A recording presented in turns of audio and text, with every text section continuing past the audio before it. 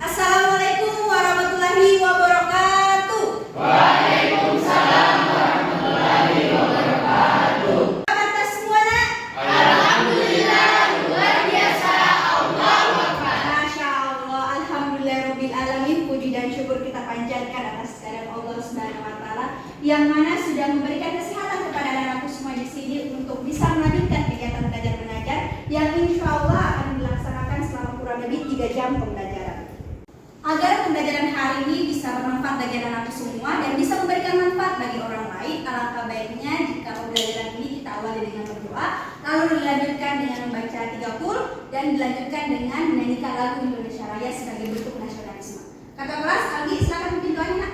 Sebelum kita memulai pembelajaran, mari kita berdoa. Berdoa dimulai. Bismillahirrahmanirrahim. Rabbi zidni ilman warzuqni fahman. Dilanjutkan dengan membaca 3 qul yaitu Al-Ikhlas, Al-Falaq dan An-Nas. Bismillahirrahmanirrahim. Qul huwallahu ahad. Ar-Rahmanirrahim. Qul a'udzu birabbil falaq. Hiduplah Indonesia Raya. Indonesia, hiduplah Indonesia Raya.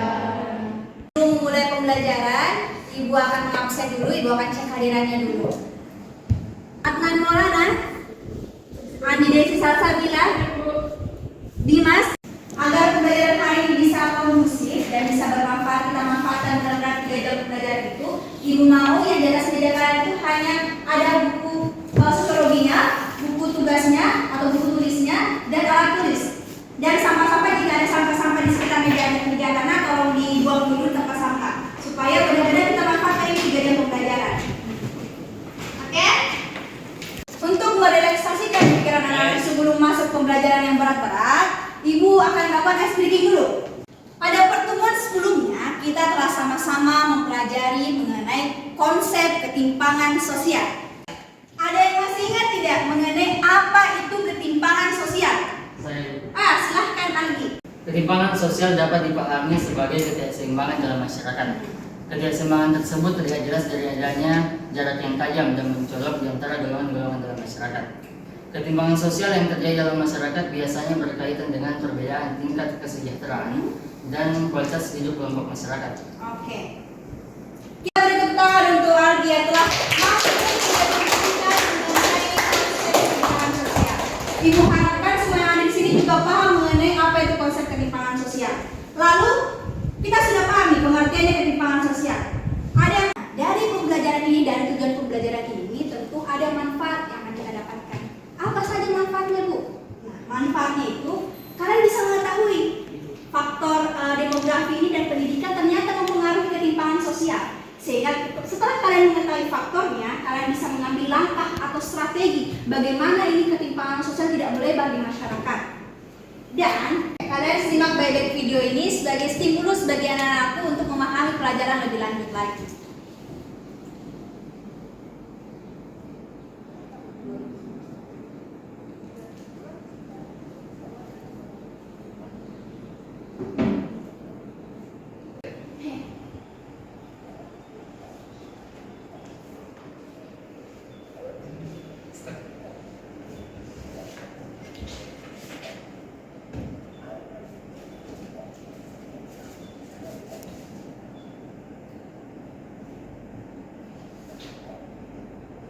Kalian telah sama-sama menyimak terkait dengan video yang tadi Ibu tampilkan. Nah, apa yang terlintas di pikiran kalian atau makna apa yang bisa kalian dapatkan setelah kalian menonton video tersebut? Siapa yang mau menjelaskan? Ya, silakan Syahra.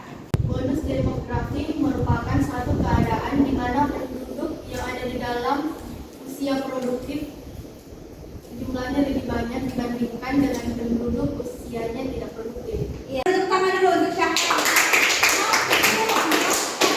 Tolong simak baik-baik video yang telah Ibu berikan tadi. Nah, ada lagi yang bisa menjelaskan terkait dengan makna video yang telah Ibu berikan tadi? Silakan Rafif.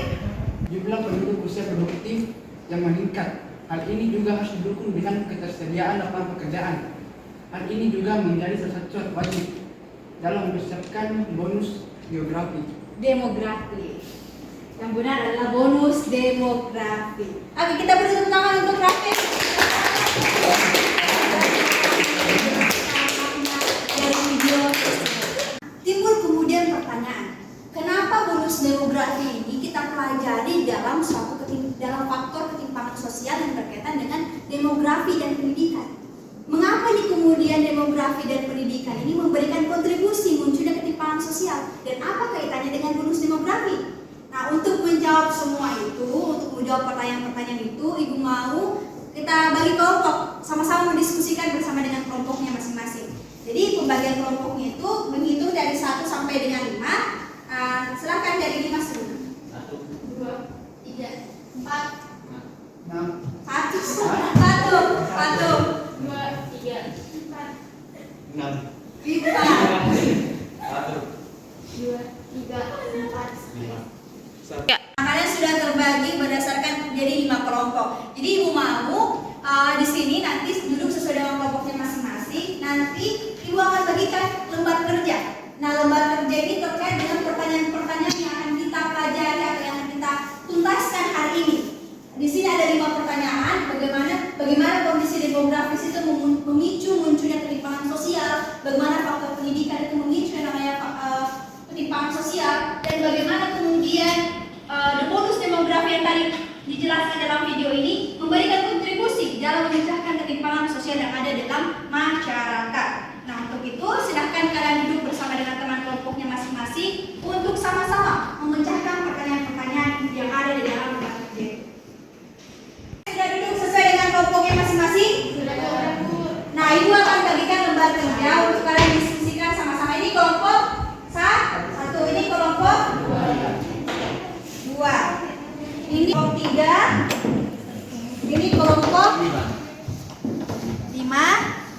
ini kelompok 4. Oke, kalian duduk sesuai dengan kelompoknya dan diskusikan terkait dengan lembar kerja yang telah diberikan. Waktu diskusi kalian diberikan waktu 45 menit untuk sama-sama mendiskusikan lembar kerja tersebut. Cukup tidak kalau 45 menit? Cukup. Oke, silakan diskusi dimulai 45 menit dari sekarang.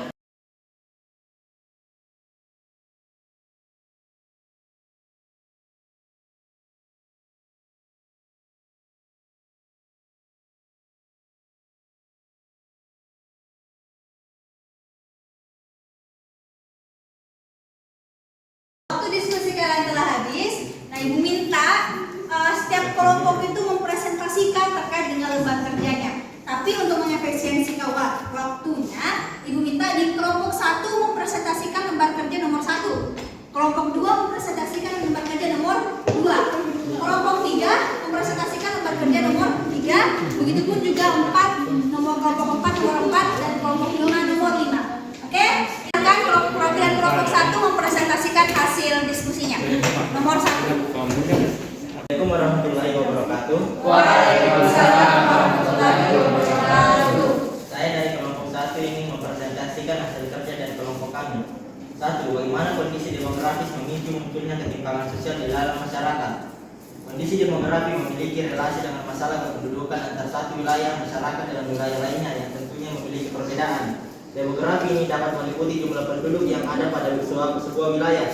Jika penduduk lebih padat, maka masalah akan lebih kompleks dibandingkan wilayah dengan jumlah penduduk lebih sedikit. Persebaran penduduknya tidak merata. Salah satu contoh di Indonesia adalah kondisi Pulau Jawa yang menjadi pusat persebaran orang dari seluruh wilayah untuk mendapatkan pekerjaan. Sedangkan wilayah lain malah mengirim orang-orang untuk pergi ke pusat dan tidak memajukan daerah sendiri. Demikian hasil presentasi dari kelompok kami. Assalamualaikum warahmatullahi wabarakatuh. Waalaikumsalam. Sekali. Oke, kita bertepuk tangan dulu untuk kelompok. Ya, kelompok 3, silahkan membacakan hasil diskusinya. Nomor 3. Assalamualaikum warahmatullahi wabarakatuh. Waalaikumsalam warahmatullahi wabarakatuh. Saya Kaidila Syarani dari kelompok 3 akan membacakan hasil diskusi kami. Bagaimana pendidikan dapat mempengaruhi kondisi demografis suatu masyarakat. Jumlah penduduk makin besar jumlah penduduk, maka semakin besar jumlah sekolah, guru, sarana prasarana yang harus disediakan oleh pemerintah untuk memenuhi kebutuhan pendidikan tersebut. Terkaitan erat antara demografi dengan pendidikan sangat berperan penting karena dengan ketersediaan data demografi baik dari sensus, survei maupun pencatatan, kejadian-kejadian penting akan dijadikan dasar atau pedoman dalam perencanaan pembangunan bidang pendidikan. Jadi, wassalamualaikum warahmatullahi wabarakatuh. Waalaikumsalam warahmatullahi wabarakatuh. Selanjutnya kelompok 4. Mana kelompok 4? Oke, silakan presentasikan hasil diskusinya. Assalamualaikum warahmatullahi wabarakatuh. Waalaikumsalam warahmatullahi wabarakatuh. Kelompok 4, kami akan membacakan hasil diskusi kami. Berdasarkan pengamatan dalam video, apa yang Anda ketahui mengenai bonus demografi? Lalu bagaimana bonus demografi itu memberikan kontribusi dalam memecahkan masalah ketimpangan sosial? Indonesia diprediksi akan mengalami masa bonus demografi, yakni jumlah penduduk usia produktif berusia 15 sampai 64 tahun lebih besar dibandingkan penduduk usia tidak produktif berusia di bawah 15 tahun dan di atas 64 tahun. Pada Indonesia dapat memetik manfaat maksimal dari bonus demografi, ketersediaan sumber daya manusia usia produktif yang menimpa harus diimbangi dengan peningkatan kualitas dari sisi pendidikan dan keterampilan. Kelompok yang terakhir, kelompok 5, silahkan. Assalamualaikum warahmatullahi wabarakatuh. Waalaikumsalam warahmatullahi wabarakatuh. Saya dari kelompok 5 akan mempresentasikan hasil diskusi kami, yakni apa langkah-langkah atau strategi yang akan kami lakukan sebagai pelajar dalam menghadapi peluang sekaligus tantangan bonus demografi. Bonus demografi menjadi tantangan bagi generasi milenial karena ada banyaknya usia produktif. Kemungkinan lapangan pekerjaan semakin berkurang, maka penting sekali bagi mahasiswa mempersiapkan diri dalam menghadapi bonus demografi tersebut. Yang saya presentasikan, Assalamualaikum warahmatullahi wabarakatuh. Waalaikumsalam warahmatullahi wabarakatuh. Sebagai kesimpulan untuk hari ini, kita jelaskan dulu bagaimana perbedaan kondisi geografis, demografis, dan pendidikan ini mempengaruhi atau memicu yang namanya ketimpangan sosial. Bisa kita lihat bahwa kondisi demografis atau yang berkaitan dengan masyarakat itu setiap daerahnya tentu kita punya penduduk yang berbeda-beda. Sehingga kaitannya dengan pendidikan, daerah yang mayoritas penduduk pendidikannya tinggi cenderung memiliki probabilitas kerja yang tinggi pula. Bonus demografi yang telah kalian jelaskan tadi, yang telah kalian sama-sama diskusikan itu bahwa bonus demografi itu bahwa 10 tahun ke depan Indonesia itu diprediksikan akan menghadapi yang namanya peluang sekaligus tantangan demografis, bonus demografis. Apa itu bonus demografis? Kondisi bonus demografi. Nah, kondisi bonus demografi itu kita telah sama-sama menyepakati bahwa kondisi itu adalah suatu kondisi di mana penduduk Indonesia itu usia produktifnya lebih tinggi dibandingkan usia tidak produktif. Usia produktifnya itu mencapai 70%. Usia produktif itu rentang umur dari 15 sampai dengan 64 tahun. Untuk itu, sebagai anak-anak di sini, sebagai generasi muda, persiapkan diri Anda untuk mengambil peran besar dalam menyukseskan bonus demografi. Apakah kalian siap? Siap. Iya. Saat ini ada yang ingin ditanyakan, Nak? Terkait dengan materi faktor demografi dan faktor pendidikan ini, dan serta juga ada tadi bonus demografi. Ada pertanyaan? Tidak ada? Paham semua materinya? Alhamdulillahirabbil alamin. Oke, kalau misalnya tidak ada pertanyaan, kita akhiri pembelajaran hari ini dengan sama-sama mengucapkan hamdalah. Nah, pada pertemuan selanjutnya kita akan bahas faktor ketimpangan sosial yang berkaitan dengan perbedaan sumber daya alam dan kebijakan publik. Oke, silakan kalian pelajari juga kembali materi tersebut untuk memudahkan kita dalam pembelajaran selanjutnya. Oke, kalau begitu lebih dan kurangnya mohon dimaafkan. Azan dan Assalamualaikum warahmatullahi wabarakatuh.